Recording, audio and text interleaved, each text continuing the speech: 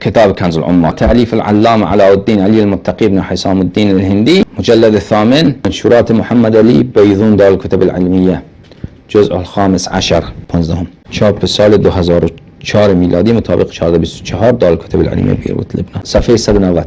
الذب چلپاسه، حدیث 41766. عمر میگفت ان النبی لم يحرم الذب ولكنه قذره یا قذره. عمر میگه که رسول خدا صلی الله علیه و سلم چلپاسه را حرام نکرده، فقط گفته که ناپاکه. خب که ناپاکه تو چرا میخوری؟ همین که گفته ناپاکه خوش دلیل بر حرمته. 41767. ان عمر چی گفته؟ ما احب ان لی بالذباب حمر النعم. گفته من اصلا دوست ندارم که من شتران سرخ مو داشته باشم به جای چلپاسه، یک گله شتر داشته باشم، از اون بهترینه برام چلپاسه بریان کنه. در خودش روایت میکنه که رسول خدا صلی الله علیه و سلم گفته که چلپاسه ناپاکه، قدر یعنی نجس. خب این دلیل بر حرمتش.